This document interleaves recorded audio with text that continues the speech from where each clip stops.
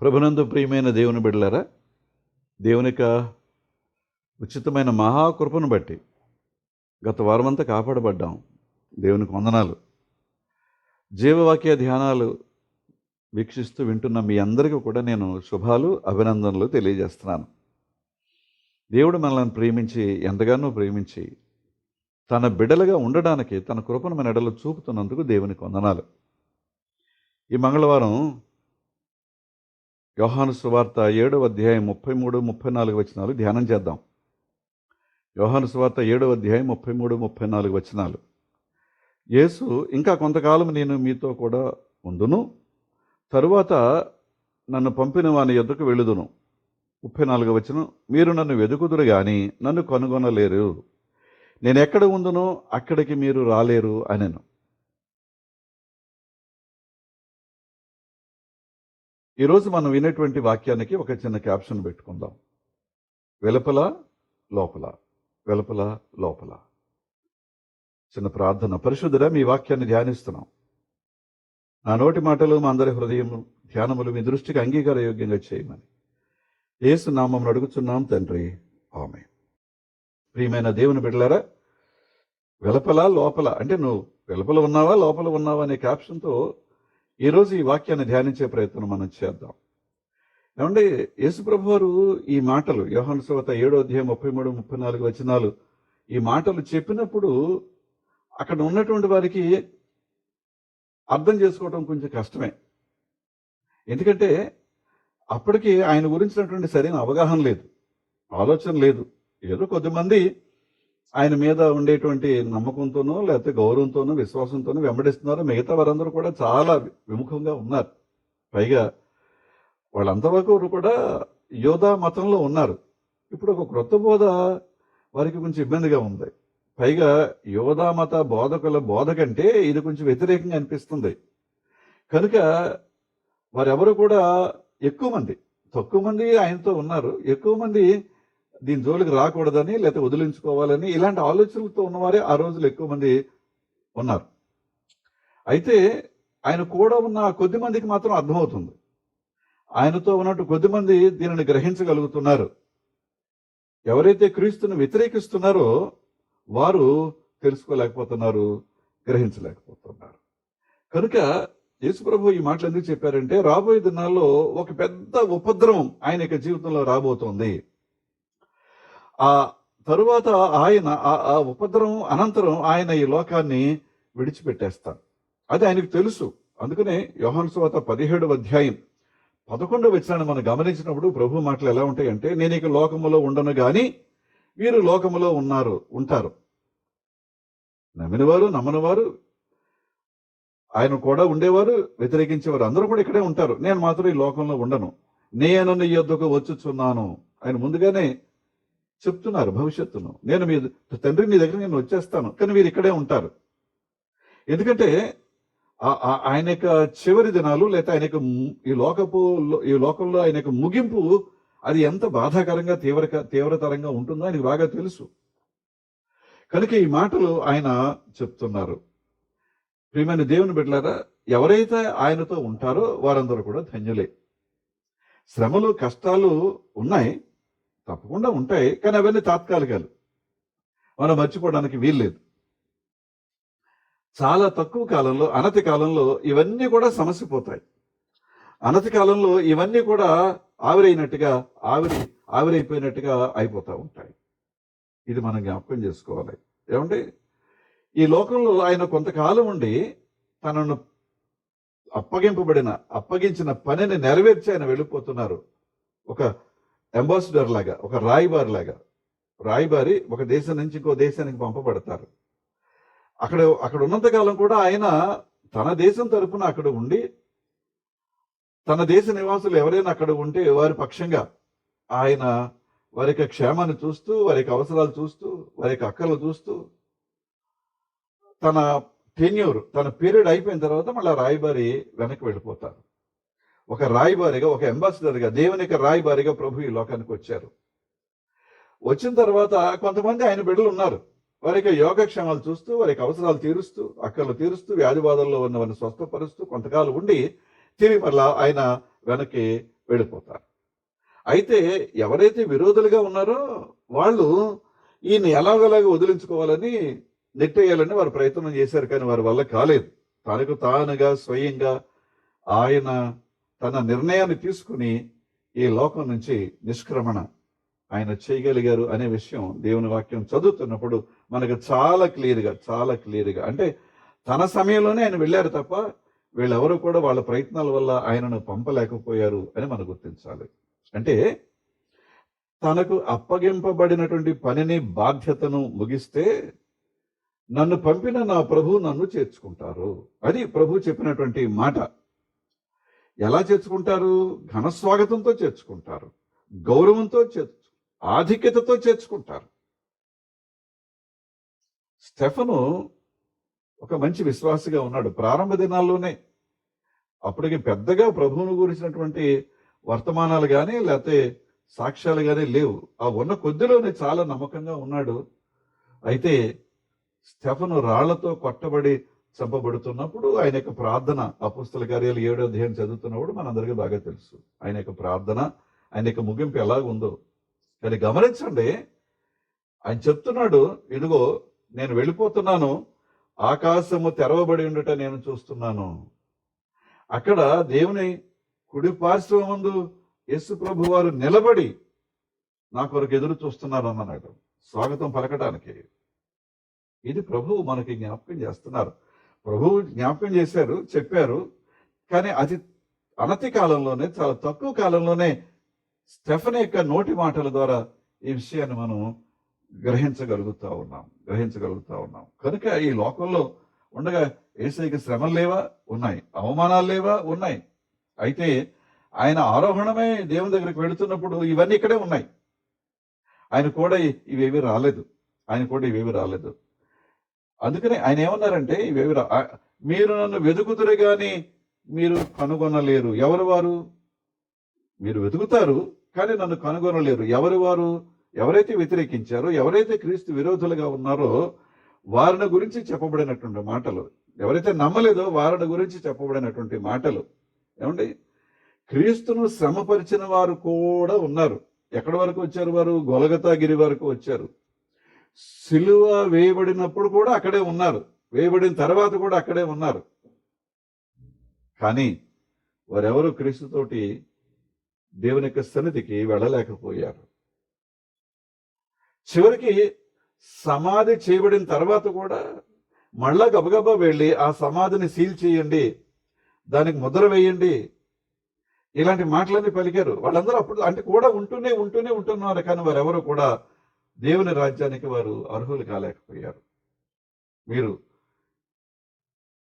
అన్నా కైపులు ప్రధాన యాజకులుగా ఉన్నారు ఆ దినాల్లో. ఒక ఆయన పదవి ఓడిపోయినా అల్లుడి గారిని బట్టి పదవిలో కొనసాగుతున్నాడు, ఒక ఆయన పదవిలో ఉన్నాడు అన్న. అక్కడి నుంచి పిలాతు, సిలువకు అప్పగించిన ప్రముఖుల్లో ఆయన ఒకడు.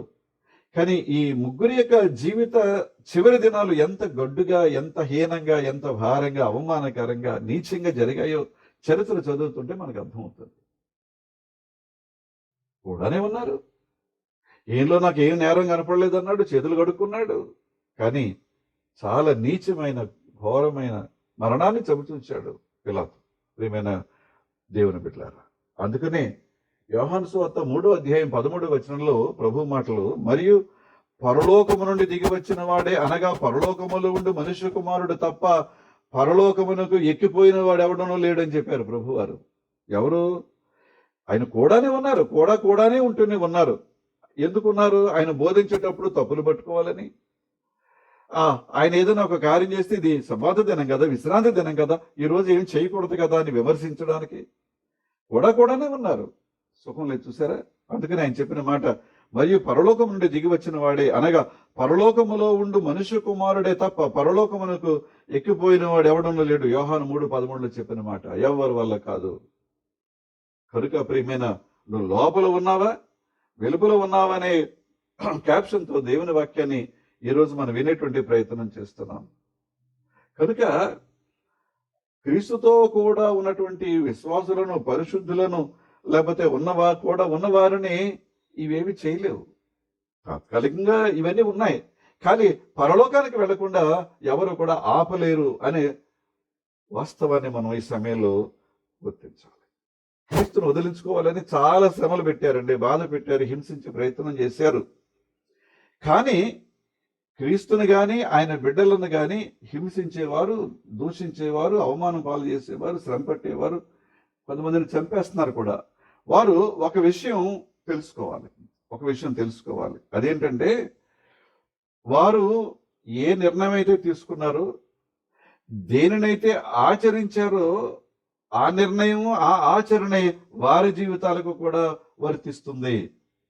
వారు కూడా అదే పరిస్థితుల్లో తమ జీవితాల్ని ముగించాల్సి వస్తుంది అనే విషయాన్ని మనం ఎప్పుడు కూడా మర్చిపోవడానికి వీల్లేదు. మీరు గమనించండి, ఎవరైతే హింసించారో, ఎవరైతే బాధ పెట్టారో, ఆ దినాల్లో కాదు, ఈ దినాల్లో వారికి ముగింపు ఎంత తీవ్రంగా ఉంటుందో, ఎంత బాధాకరంగా ఉంటుందో మనం గమనిస్తాం. దేవుడు విడిచిపెట్టిన తర్వాత ఆ వ్యక్తి ఒకవేళ మారు మనసు పొందుదామన్నా మారు మనసు పొందలేడు. ఎందుకంటే అప్పటికి చాలా ఆలస్యం అయిపోయింది. ఏదో ఒక కారణంతో ప్రభువుని వెంబడించాడు. ప్రభు కూడా ఉండనిమ్మన్నాడు యోధాని, ఇస్కరియోతు యోధాని. 30 వెండి నాణాలకు మతాధికారులకు అమ్మేశాడు, అప్పగించాడు. ఆ తర్వాత వెనక్కొచ్చి ఆ జరుగుతున్నటువంటి అదంతా చూచి భరించలేక, నా వ్యక్తిని నాకు ఇచ్చేది, మీ డబ్బులు మీకు ఇచ్చేస్తాను పొమ్మన్నారు వాళ్ళు. పశ్చాత్తాపడే అవకాశం లేక, పశ్చాత్తాపడే ఛాన్స్ రాక ఉరిపోసుకుని చనిపోయాడు. ప్రియమైన వాళ్ళరా, మీరు గమనించారా? వీరికి కూడా అదే పరిస్థితి. పశ్చాత్తాపడే టైం వారికి దొరకదు. మారు మనసు పొందాలనుకుంటారు కానీ వారు పొందలేరు. అప్పటికి చాలా ఆలస్యం అయిపోయింది. పాపం క్రీస్తును మెస్సయ్యగా చూడాలనుకుంటారు, దేవుని కుమారుడిగా చూడాలనుకుంటారు, కానీ వారి కన్నులకు పొరలు కమ్మేస్తాయి, చూడలేరు. అందుకనే సామెతల గ్రంథం 1వ అధ్యాయం 28వ వచనంలో, అప్పుడు వారు నన్ను గూర్చి మొరపెట్టుదురు గాని నేను ప్రత్యుత్తరమీయకుందును. ఎవరిని గురించి ఈ మాటలు చెప్తున్నారు? ఈ ప్రవచనం ఎవరిని గురించి గమనించారా? అప్పుడు వారు నన్ను గూర్చి మొరపెట్టుదురు గాని, ఏం సుఖమే ఉందండి? ప్రత్యుత్తరమీయకుందును, నన్ను శ్రద్ధగా వెతుకుదురు గాని నేను వారికి కనబడకుందును.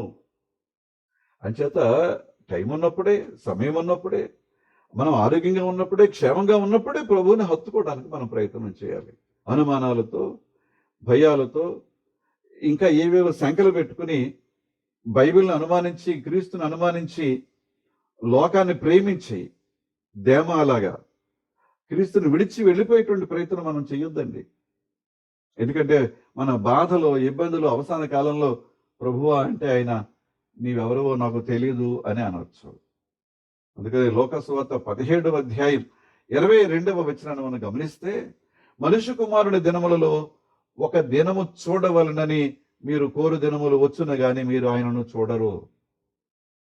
మనుష్య కుమారుని దినములలో ఒక దినము చూడవలనని మీరు కోరు దినములు వచ్చును గాని మీరు ఆ దినమును చూడరు.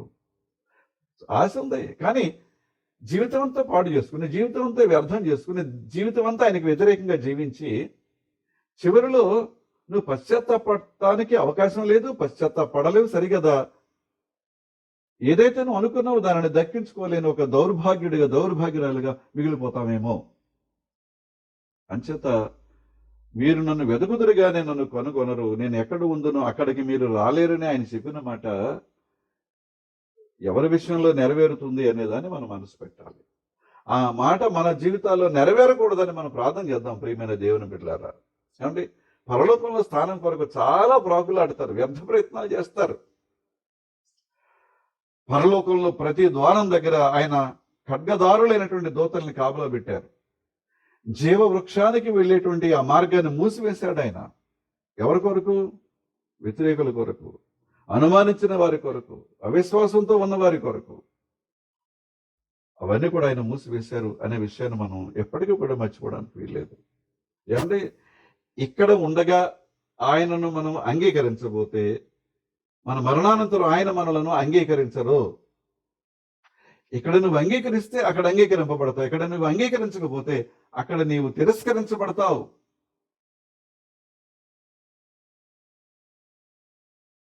అపరిశుద్ధులు ఉండేటువంటి స్థలం నీకు ప్రాప్తిస్తుంది. అపరిశుద్ధ ఆత్మలు ఉండేటువంటి స్థలంలో నువ్వు కూడా ఉండాల్సి వస్తుందేమో. ఆ స్థితి రాకముందే మన జీవితాల్ని మనం సరి చేసుకోవాలి.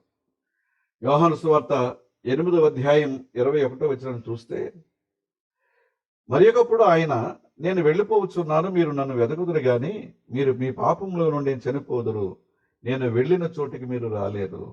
కారణం ఏంటి? పాప క్షమాపణ అనుగ్రహించేవాడు ఆయన, పాపాలను పరిహరించేవాడు ఆయన, ప్రక్షాళన చేసేవాడు ఆయన, ఆయన వాక్యం. కానీ నువ్వు నమ్మలేదు కదా, అంచేత పాపములోనే ఉండి చనిపోదురు. మరి పాపంలో నుండి చనిపోతే దాని తర్వాత పర్యవసానం ఎలా ఉంటుంది? సౌలు అలాంటి జీవితం జీవించాడు. ప్రారంభంలో చాలా బాగున్నాడు, కానీ చివరికి వచ్చేటప్పటికి సోదరుల మీద, మాంత్రికుల మీద, తాంత్రికుల మీద ఆధారపడటం నేర్చుకున్నాడు. కన్నపిశాచాల దగ్గరికి వెళ్ళటం ప్రారంభించాడు. దేవుని చేత అతడు తిరస్కరింపబడ్డాడు. మరల తిరిగి సింహాసనం మీద కూర్చోలేకపోయాడు. దేవుని బిడ్డలారా, మనం జ్ఞాపకం చేసుకుందాం. 2వ రాజుల గ్రంథం 17వ అధ్యాయం 19వ వచనం చూస్తే, అయితే యోధా వారును తమ దేవుడైన యెహోవా ఆజ్ఞలను విడిచిపెట్టిన వారే ఇశ్రాయేలు వారు చేసిన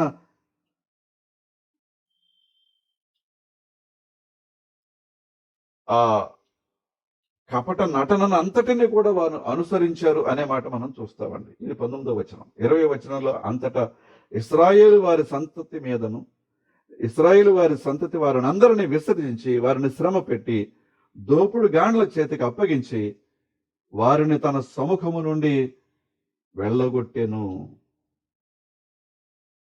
ఎవరు చేసుకున్నారు? ఎవరి వల్ల కలిగింది? ఎవరు చేసుకున్నది వారి వాళ్ళలోనే ఉంది. ఎవరు చేసుకున్నది వారే అనుభవించాలి. మనం ఏసావు గురించి అనుకుంటామండి, బైబిల్లో చదువుతాం. ఆయన తన ఇష్టానుసారంగా జీవించాడు. ఎవరినైతే వివాహం చేసుకోకూడదో వారిని వివాహం చేసుకున్నాడు. దూరంగా వెళ్ళాడు. తర్వాత ఒకవేళ ఆశీర్వాదాల కొరకు ప్రయత్నం చేస్తే, ఆశీర్వాదాల దీవెన కొరకు ప్రాకులాడితే దక్కాయండి? దక్కలేదు కదా.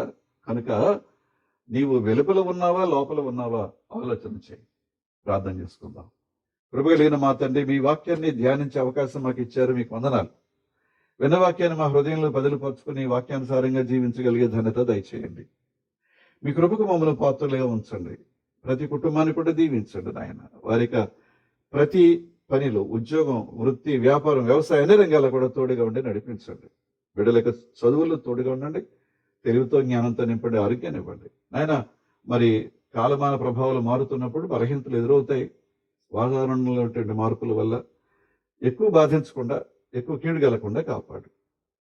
అలాగే నా తండ్రి, యవన బిడ్డలు కనికరించిన ఆయన, వారికి ఉద్యోగ అవకాశాలు, వివాహ అవకాశాలు మెరుగుపరచండి తండ్రి. మీ కృపను బట్టి వారు ఏ మేలు పొందడానికి అర్హులు, ఆ మేలు పొందడానికి ఒక యోగ్యమైన, అర్హమైన, విశ్వాస సహితమైన జీవితం జీవించగలిగే నడిపింపు వారికి దయచేయండి. లోకం ఆకర్షణీయంగా ఉంటుంది, ఆకర్షిస్తూనే ఉంటుంది. కానీ లోకాన్ని చూడకుండా, ఆ వైపు వెళ్లకుండా నీ వాక్యం ఏం చెబితే ఆ ప్రకారంగా జీవించిన వారు ఇప్పుడు ధన్యులవుతారు. విదేశాల్లో ఉండే బిడ్డలు వారికి చదువులు, ఉద్యోగాల్లో కూడా తోడుగా ఉండి నడిపించమని ప్రార్థన చేస్తూ, నాయన బలహీనతలు, ఈ వ్యాధి బాధలు, చికాకులు, సమస్యలు ఇవన్నీ ఉన్నాయి. అయితే వారు నిన్ను తండ్రి అని ప్రార్థించినప్పుడు, దేవాన్ని మొరపెట్టినప్పుడు విడుదల దయచేయండి, స్వస్థత దయచేయండి, శాంతి సమాధానాలతో నింపండి నాయన. మా రాష్ట్రాన్ని, దేశాన్ని కూడా దీవించు. నాయకులు, అధికారులపై నీ కృప కుమ్మరించండి. సుపరిపాలన వారి ద్వారా దయచేయండి. ప్రతి సంఘాన్ని, విశ్వాసులను, సంఘ కాపరులు, బోధకులు, సువార్థికులు, గాన పరిచయం చేసేవారు వీరందరిపై నీ కృప కుమ్మరించమని, మరొక మంగళవారం నీ చిత్తమై ఇలా కలిసి ప్రార్థించే భాగ్యాన్ని ఇమ్మని, నింపి పంపించమని దీవెనలతో యేసు నామమును అడుగుచున్నాం తండ్రి, ఆమేన్. పరలోకమందున్న మా తండ్రి, నీ నామం పరిశుద్ధపరచబడును గాక, మీ రాజ్యం వచ్చును గాక, మీ చిత్తం పరలోకమందు నెరవేరుచున్నట్లు భూమి యందు నెరవేరును గాక. మనిదనాహార నేడు మాకు దయచేయము. అట్లా ప్రార్థన చేసిన వారు మేము క్షమించిన ప్రకారం అపరాధములు క్షమించము. సోదరులను తేక దుష్టుని తప్పించము. రాజ్యము, శక్తి, మహిమ నిరంతరము నీవే ఉన్నావు తండ్రి, ఆమేన్. మన తండ్రి అయిన దేవుని నుండి, ప్రభు అయిన క్రీస్తు నుండి, పరిశుద్ధాత్మ నుండి కృపయు సమాధానం మీకు కలుగును గాక, ఆమేన్. మరొక మంగళవారం కలుసుకుందాం. అంతవరకు సెలవు.